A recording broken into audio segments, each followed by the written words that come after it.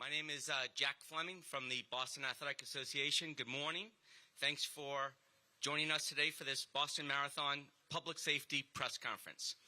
What an impressive gathering. Thank you. And thank you to the media, also a huge part of this race. You always have been. We're now just 4 days away from the start of the 127th Boston Marathon. But race weekend is already here. We are ready thanks to everyone here today. People are coming to Boston from around the world, from all 50 states, residents from 105 countries coming to Boston, ready for citizens from 120 countries coming to the Commonwealth. 30,365 in the marathon alone, 22,837 from the United States, 7,528 who are from outside of the U.S., and 4,707 from Massachusetts.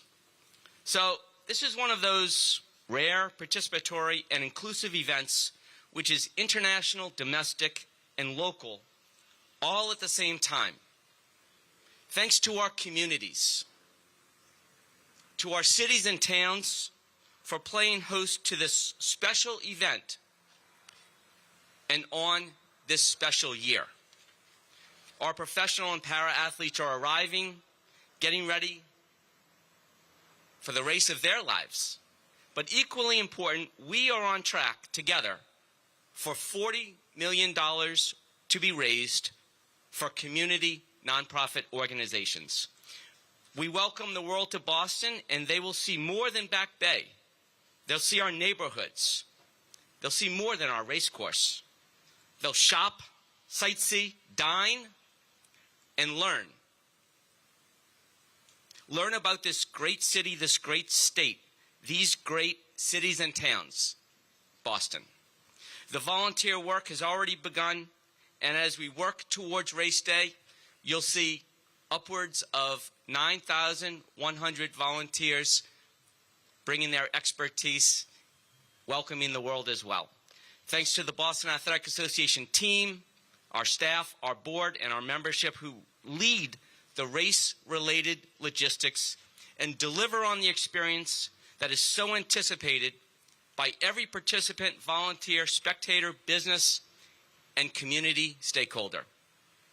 Boston Marathon Expo, right up the street, opens its doors tomorrow. Our Fan Fest right here on this stage, Copley Square Park, Friday, Saturday, and Sunday. We'll have a new light show projected on the Fairmont Copley Plaza Hotel, Friday, Saturday, and Sunday nights. Clearly, more than a marathon for sure. This year's event theme is One Boston, representing the resilience and strength of our community in the 10 years since April 15th, 2013. This year we remember and reflect on all from a decade ago and also honor those who've continuously supported one another in countless ways, including all of our public safety agency partners. Not only public safety, but all of our first responders, hospitals, the important role of doctors, nurses, hospital administrators, just an example. And all around our public events is the large team that keeps the safety and security of everyone involved front and center. Today's a chance to hear from those agencies, officials, departments, organizations that play the essential role in making our work possible. Those that work hand in hand with the B.A.A. to ensure the Boston Marathon continues to be an event that the world wants to be part of. I'd like to introduce City of Boston Mayor Michelle Wu, who, whenever we're in contact with her or her team, it's always, what can we do? What do you need from us? We appreciate and thank you, Mayor. And thanks to our entire public safety team. Thank you. Oh. Thank you so much, Jack, for your leadership, and to everyone at the B.A.A. who has been very busily involved in helping coordinate and plan and go through every little detail. We all in the Boston area look on Patriots Day with a special sense of pride. Marathon Day brings the eyes of the world to Boston. It brings the world's top athletes, spectators, visitors from all over to appreciate what we know every day in the city of Boston, that this is a community whose determination and pride and connection to each other, bar none, is always changing the course of history. This year's 10-year anniversary, the marking of a decade since the horrific attacks, brings with it another set of emotions and reflections. I want to thank everyone who has been involved in ensuring that we could plan and mark this occasion with the solemnity and respect, in close coordination with the survivor community, the many, many families who have been impacted, with the spirit of looking to reflect on what we all experienced and what some families have forever been changed by, the loss that they continue to bear, and also what is ahead for us, what these 10 years have meant in the growth of our community and our commitment to each other in charting a course for our future that includes everyone. This annual event brings many, many people out with excitement, and you might just have your regular spot along the course that you go to every year. You might have the experience of bringing new family members into it. I remember bringing my kids to the race for the very first time, and to have them just bouncing up and down with the excitement of the crowd connecting with each and every runner as they caught sight of the finish line and had that final burst of energy. We each have special memories and traditions associated with this day, and it is only possible for so many people to feel so connected to the world's greatest race because of the painstakingly detailed preparation that goes into planning for its safety and coordination. As you can see, many, many agencies, many, many leaders here have spent a tremendous amount of time going over every logistical line item. I am so grateful and so blessed to be part of this team that is going to ensure we have a great weekend, great marathon day, and throughout the year, who always put the safety and health of our residents very, very first. I want to name some of the leaders who are joining us here today, our colleagues in public service and from across the Commonwealth and beyond. Boston Police Commissioner Michael Cox,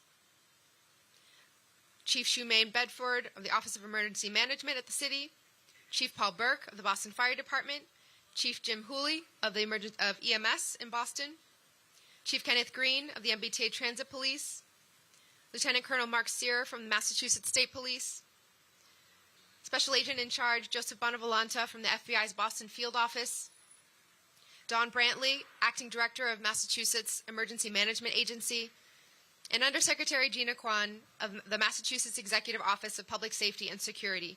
Each of these individuals and their departments and teams they represent have played an essential role in making sure that Marathon Day will be fun and safe for everyone. I also want to take a moment to recognize that there are many others not represented up here who we know are just as critical to the safety of our marathon each and every year. Boston's Inspectional Services Department, our hospital and healthcare workers, as you heard, the tens of thousands of volunteers and community members who take part every single year. And as we reflect on a decade ago, we remember the role that each of these communities and each of these community members played in the aftermath, from checking and ensuring the safety of our buildings to treating those who were injured and being part of that journey of recovery for many, many months to come.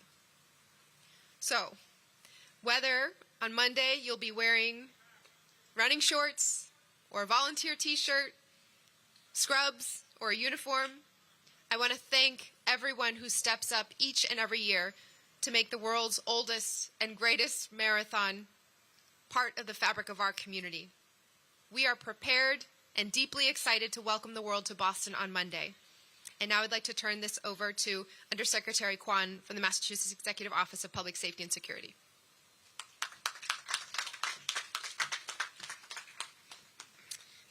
Thank you, Mayor Wu.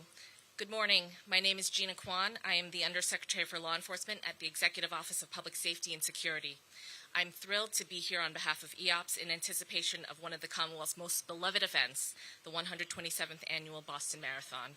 On behalf of Governor Healy, Lieutenant Governor Driscoll, Secretary Reedy, I want to thank our many federal, state, and local partners for their essential role in safety and security planning and race day coordination. Your contributions are vital to race day success. As we are all profoundly aware, events of this magnitude present unique challenges and security concerns.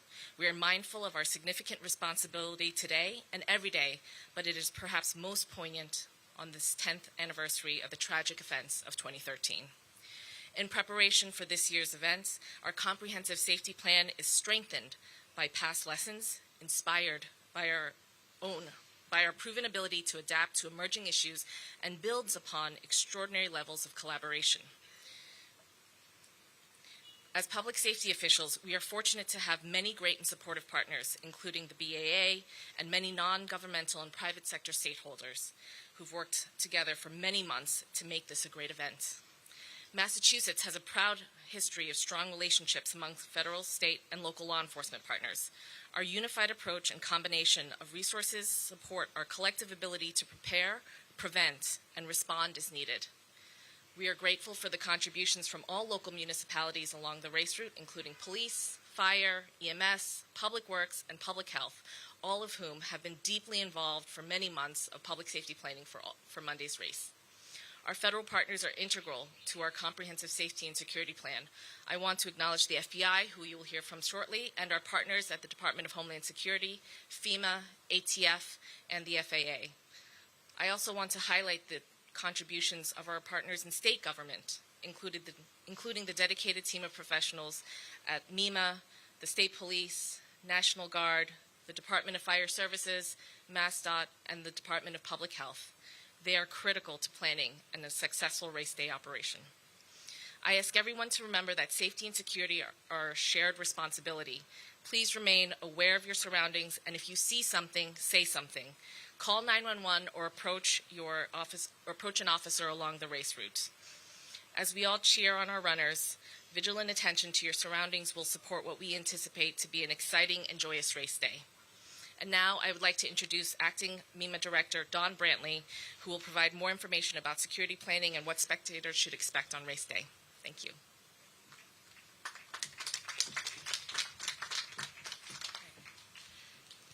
Thank you, Undersecretary Kwan.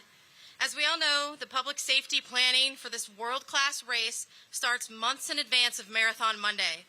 I would like to echo the words of thanks that you've already heard this morning. The Commonwealth is incredibly fortunate to have federal, state, and local partners who have years of experience with the marathon and years of experience working together as a team to ensure the safety of competitors, spectators, staff, and volunteers. Organizing the Boston Marathon public safety effort is a challenging task that demands extensive teamwork, expertise, and cohesion, and that is especially true this year as we mark the somber 10-year anniversary of the terrorist attack. Public safety has always been and continues to be of paramount importance when it comes to the Boston Marathon. The months of planning, preparing, and coordination with the B.A.A., the 8 cities and towns along the race, the Executive Office of Public Safety and Security, the Massachusetts National Guard, Department of Fire Services, State Police, Department of Public Health, the FBI, the Department of Homeland Security, Salvation Army, Red Cross, and many others, all brings us to where we are today, fully prepared to carry out our mission to ensure a safe Boston Marathon.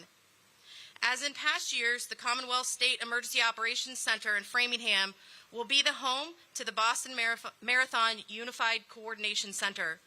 The UCC will stand up at 6 a.m. on Monday morning and serve as the central coordination hub for all the organizations working to maintain public safety and security. Our goal at the state EOC is to coordinate multi-jurisdictional decision-making, provide platforms for requesting resources, and leverage every tool and system we have available to provide our public safety partners a common operating picture and situational awareness from the start in Hopkinton to the finish line in Boston. There will be approximately 120 staff representing 46 local, state, and federal agencies and other non-governmental organizations at the UCC on Monday, and several other partners supporting virtually. In support of our municipal partners, MEMA will be deploying 2 mobile emergency operations centers to Hopkinton and Brookline to ensure effective communication and coordination during the event. Additionally, MEMA will have 12 staff members deployed to support field operations in various emergency operations centers, including the B.A.A. Race Operations Center, Boston EOC, and each respective community EOC. This on-site assistance enables MEMA to provide direct emergency management and response support, along with a direct communication link back to the UCC. MEMA leadership and staff play key roles in the Unified Coordination Center, including serving as director and deputy director of the UCC, several command staff positions, and other critical roles. Our team's years of crisis management and leadership experience ensure a coordinated approach to managing any challenge that may come our way. As always, we want to ask for the public's help in making this a safe and enjoyable event. First and foremost, remain aware of your surroundings. As you heard from Undersecretary Kwan, and will likely hear from our law enforcement partners, if you see something that's suspicious, make sure to report it to a uniformed law enforcement official or call 911. Check your cell phone settings and make sure that your phone can receive emergency and public safety alerts to ensure that you receive any urgent public safety messages. This is a good idea every day and not just on Marathon Monday. As in past marathons, there will be areas along the course with enhanced security procedures, including checkpoints and bag checks. We ask for the public's understanding and cooperation with those procedures. And finally, please leave your drones at home. FAA flight restrictions are in place during the Boston Marathon, so take your photos and videos from ground level. Thank you again to the B.A.A. and all of our public safety partners for their work to make sure the 127th running of the Boston Marathon is as safe as possible. And now it's my pleasure to introduce Special Agent in Charge, Joseph Bonavolanta from the FBI Boston Division, to provide an overview of the FBI's preparations for this year's race and a current threat assessment.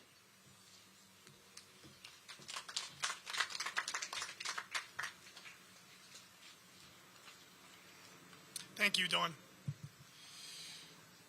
Good morning. As we get ready to mark the 10th anniversary of the Boston Marathon bombings, when terrorists struck at the core of our capital city, our hearts continue to ache for those we lost that day, along with the hundreds who were wounded.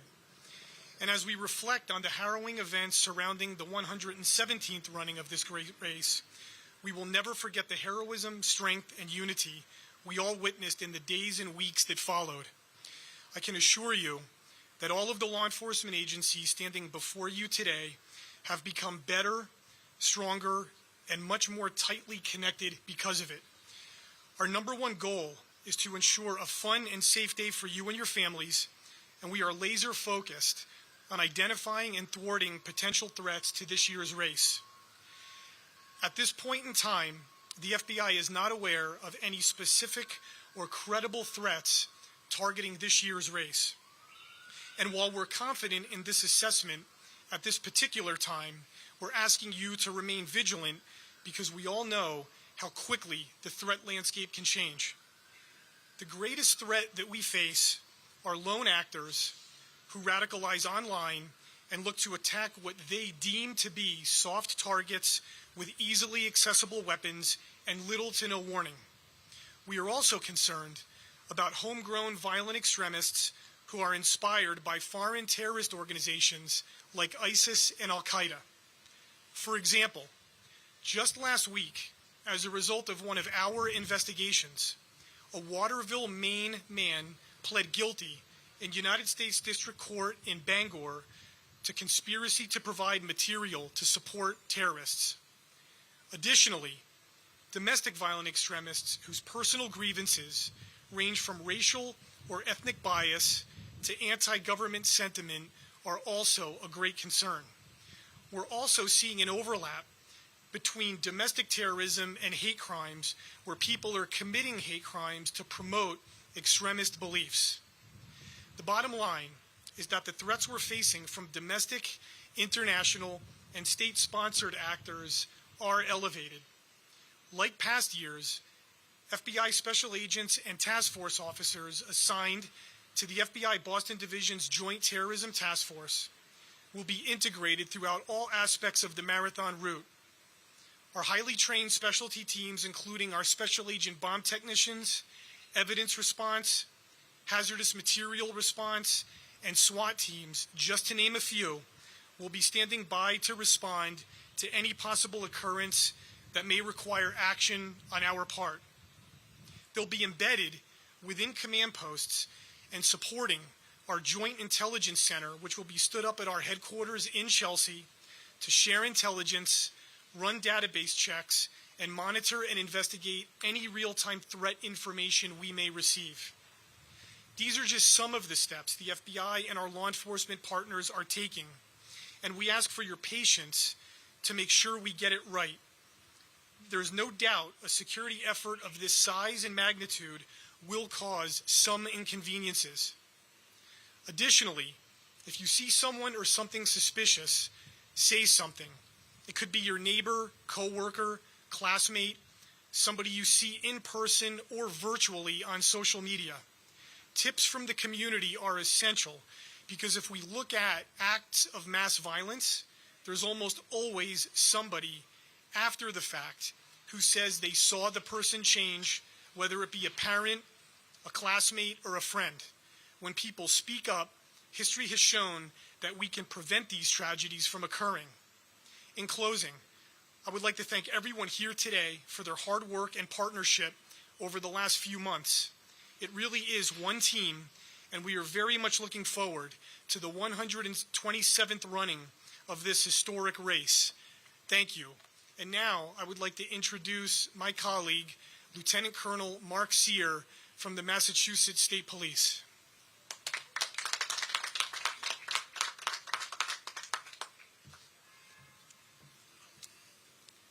Thank you, Joe. Good morning. Thank you to our law enforcement partners who are here today and to the Boston Athletic Association for bringing us together.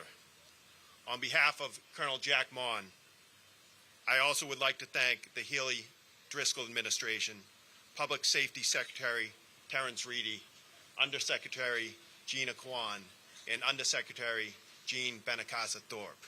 We truly appreciate your support of the Massachusetts State Police and our partner agencies in this mission to keep participants and spectators of this great event safe. First and foremost this year, our thoughts, as they have been every year since 2013, are with the victims of the terrorist attack on this event and the violent aftermath several days later. Our work is inspired by those tragically lost, by the resilience of the many survivors who endured traumatic and life-altering injuries. As we do in all large-scale security missions, we and our partners will execute a robust and multi-layered plan for this year's marathon. Our security operation is dynamic and scalable. It can be quickly adapted as necessary, up to and even during race day. As in previous years, our plan involves uniformed troopers, local police officers, National Guardsmen, and tactical units such as explosive and hazardous material detection teams. The State Police Air Wing and our drone unit will provide overwatch for the marathon route. The plan also includes a significant contingent of undercover officers in a joint intelligence operation. The State Police Commonwealth Fusion Center, the Boston Regional Intelligence Center, and the FBI work seamlessly and have been collecting and analyzing and following up on information for months. The State Police Homeland Security Operations Center at General Headquarters will be activated and fully staffed on race day with state police and our local and federal partners. We are prepared, if necessary, to end any disruption or interruption of the race course for any reason. We have no intelligence at this time that any such interruption is planned. That being said, we are alert to the potential for it and will be prepared to negate it if it does occur. Race spectators should expect enhanced security protocols at certain areas, including checkpoints and bag checks conducted by B.A.A. security. Also, FAA flight restrictions will be in place on race day, and public use of drones over the route is prohibited. We wish the runners and spectators a great race day and remind the public, as always, if you see something suspicious, say something. Call 911 immediately. We will be vigilant, and we ask the public to be vigilant as well. Thank you. It's my pleasure to introduce Boston Police Commissioner Michael Cox.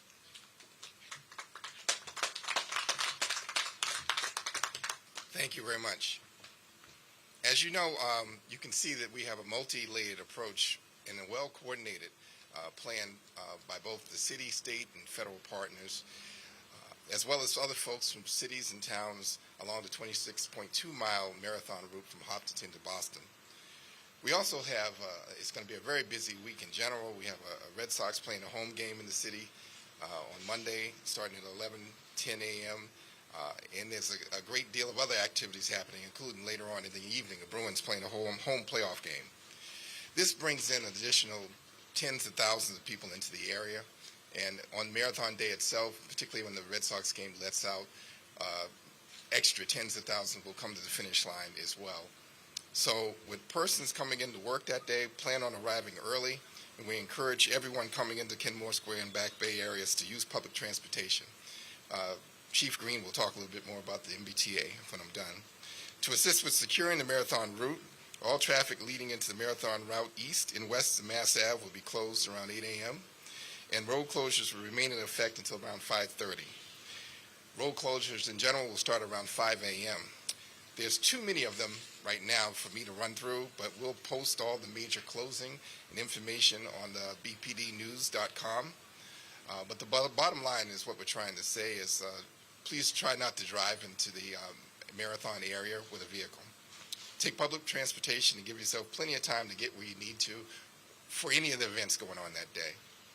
This is going to be a great day in general, and we need to realize that, you know, with all the thousands of people coming into the city, this is a very busy and exciting time, but we still need the public support to make sure that we're all safe. Again, this is a family-friendly event, and we ask all those cheering folks on to keep that in mind. With a large college population in certain parts of the city, we love your enthusiasm, but we remind you all that these expectations around being respectful and mindful is very important for all the spectators during the event. There'll be no public drinking and no one permitted to gain access to the marathon route during the race for any reason. There'll be enhanced security points, as has been brought out by multiple people in this conversation here today, and we ask you to limit the amount of items that you bring with you, as the more things that you have at these enhanced security checkpoints, the longer the lines will be, and the more difficult it will be to get people in and out. We remind folks don't leave any bags unattended, and also we want to also remind the other parts of Boston that we will have a full contingency of officers working the other areas of the city, even though it's a very busy weekend. So feel assured that we will be everywhere. We will set up security points along the marathon route from Audubon Circle to the Finish Line Family Area meeting along Arlington Street. We're also asking persons entering those areas to open their bags at the security checkpoint, and no one will be allowed to enter unless we are able to look into those bags. At certain times, we might have to close certain areas along the marathon route due to overcrowding. We'll limit access to those areas for safety reasons. This most likely might happen as you get closer to the Boylston Street area, because that tends to be where the most people congregate. We ask that you seek alternate routes when we close those off. Our officers that day will be in uniform, plain clothes. We'll have multiple assets similar to what both the feds and the state police had mentioned earlier. But keep in mind that this is a family-friendly day, and we expect nothing more than that. We will be visible and vigilant throughout, and we ask the public, as already said multiple times today, if you see something, say something. There'll be multiple officers along the route, so if you can tell them if you see something that you think is strange and unusual, or if you can't get to an officer, certainly dial 911. And I'm going to bring up Chief Kenneth Green from the Transit MBTA. Thank you very much. Thank you, Commissioner. Good afternoon. I think I want to start by reiterating what my colleagues have already stated. Currently, there is no intelligence, credible or otherwise, that would suggest that the MBTA or the Boston Marathon are targets. We're all well prepared, and I'm very confident in our training. But more importantly, in our collective experience with handling large-scale events such as the upcoming Boston Marathon. Many of the strategies that the transit police will use will be obvious to our riding public. You'll see an increase in uniformed police coverage. You'll see an increase in our deployment of our explosive detection unit teams with their bomb dogs. And you'll see other special operation assets that will be available on Marathon Monday. But there'll be many behind-the-scene measures taken as well that will not be obvious to the riding public. As I just said, we're prepared. I know it's already been stated, but I can say it again. We can't say it enough. If you see something, please say something. Nothing's too small. If there's something that you feel that law enforcement should know, contact us immediately, whether it's 911 or you can call Transit Police at 617-222-1212, or you can speak to any public safety official you see at the marathon. Regarding service on Marathon Monday, Copley Station will be closed and will remain closed for the day. South Street Station on the B line, Kent Street and St. Mary's Street stops on the C line will be closed between the hours of 10 a.m. to 6 p.m. With all that being said, well, let me just say this. If you need more information, please access our website at mbta.com. With that being said, we encourage everyone coming out to the marathon, utilize the MBTA transportation system to come out and to enjoy the day. With that, our next speaker will be Boston's Office of Emergency Management Chief, Shemaine Bedford.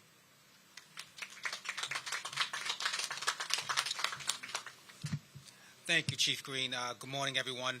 I want to underscore the common message and the common theme here that our primary mission is safety and security, and we should ensure that we continue to amplify that message across all platforms, as you've heard from my colleagues on the stage here today, that if you see something, say something. We want to ensure that it's a safe day for all those that are running and coming here to enjoy the festivities. I want to recognize all of our Fed, state, local, and private partners, to include the B.A.A. In joining us in this multi-month planning process to get to this point. From the City of Boston standpoint, our Emergency Operations Center will be activated.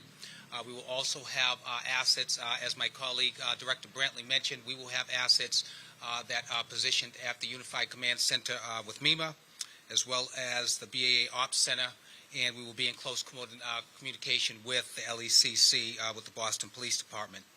We want to stress situational awareness in coordination across city departments, as well as with all of our partners that are involved in the planning process and the response to the marathon in planning and executing on that day. I want to ensure and stress that we have an integrated plan that not only prepares us well to respond to any concerns that may come up, but to be proactive in our posture in ensuring that the day is as safe and enjoyable according to how it has been planned. I want to lastly just mention and wish all the runners success on this day, and also thank the community for their partnership in joining with us as we look to make this the safest day for our runners and for our community. Thank you.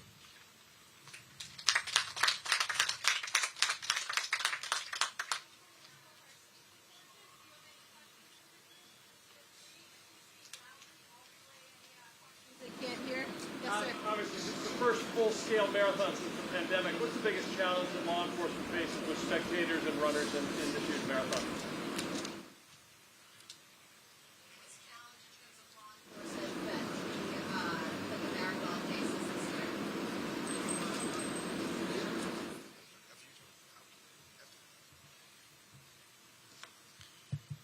So if I heard your question correctly, was what is the biggest challenge that law enforcement faces this year post-pandemic?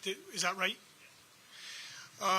You know, as far as challenges go, I know in the interaction and the coordination that we've had throughout the FBI as well as our partners, there really has not been any significant challenges opposed to what it's been like for the last couple of years, simply just because these large-scale special events, especially special events germane to the marathon, is something that we've been working on for many years together, and so we have a really good system in place, and it was just a matter of adhering to those methodologies once again, you know, post-pandemic. But remember, it's not going to change any of our methodologies or the way that we're coordinating, so I can't really say that it's been a challenge because we're so well versed, especially up here in this region, with so many of these special events and all of the other things that we work together on, that it's been pretty seamless.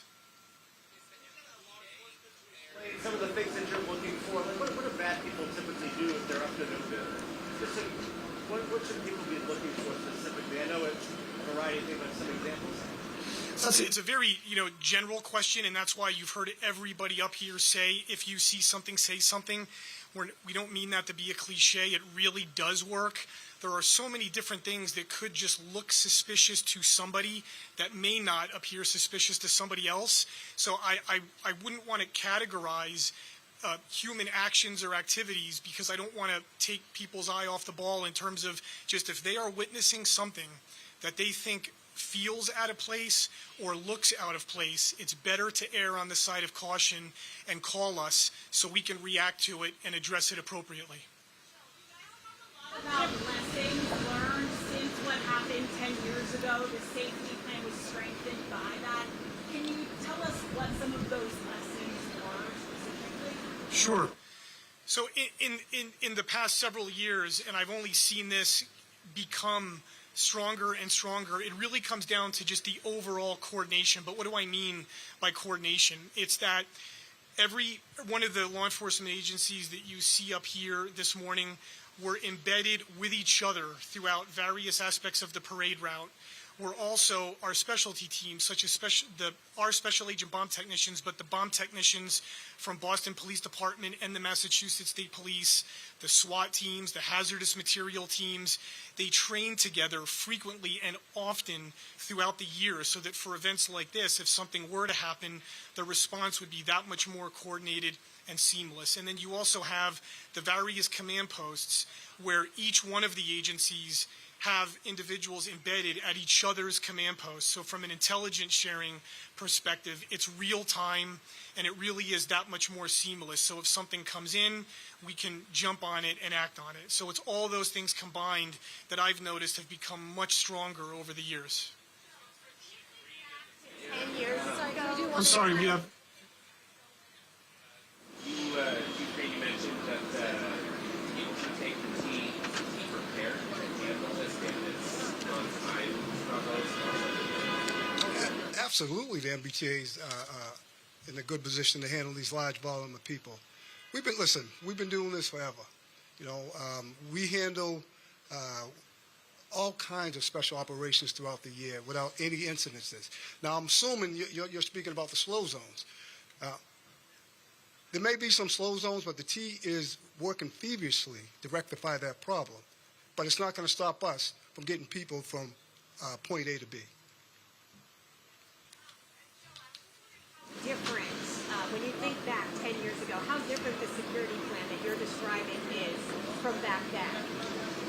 Sure. Well, you know, and this can be said for really any special event over the last several years, and it could even go back many years before 2013, is we're always trying to evolve and utilize new emerging methodologies, trends, different kinds of technologies and things along those lines. But really, what I've noticed that has changed the most over the years, and it really has intensified, as to what I said before, which is that true coordination. And that's not just a phrase that we're using, it's that we are embedded with each other across various aspects, not only of the on Marathon Day, but months ahead of time. We are having meetings scrubbing potential threats or different kinds of intelligence that are coming in for validity and things along those lines. So it's come much more together as far as the methodologies that we're using and the way that we're coordinated. I'm sorry.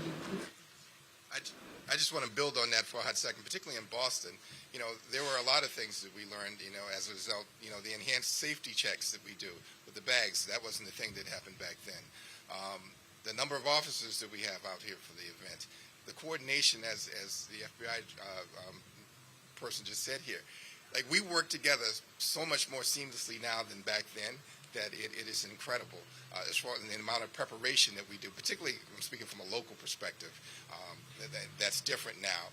And just like our ability to respond quickly and prepare, you know, the things we're prepared for now are so much different than it was back then. So, thank you. This question, since you're up there. Security site every year. Does the fact that this is the 10th anniversary bring heightened concern? This is a security. This is a big event for the city of Boston and the B.A.A. every year, and so every year we try to tweak it and work with our partners in the state and federal to make sure that we're prepared for it. And every year we look out into the world and make sure that we're meeting the challenges of that moment. So it's always heightened because it's a big event, but we, you know, this is how we prepare. How has the strategy evolved over the last year when it comes to monitoring domestic terrorist threats and concerns like white supremacists? How are you going to ensure that trans and non-binary runners and spectators feel safe and feel welcome to be a part of the marathon?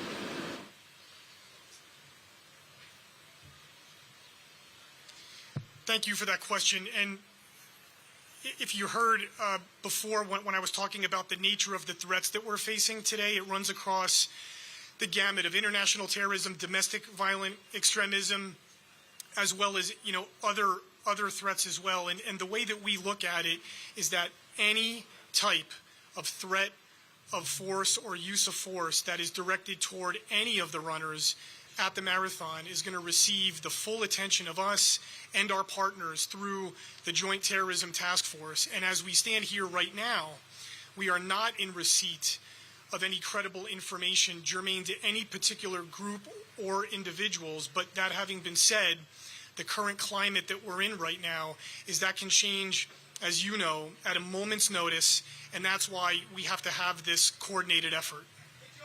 Reports that a member of the Massachusetts Air National Guard leaked these secret documents about the war in Ukraine. Excuse me, that's all the time we have today. Can you comment about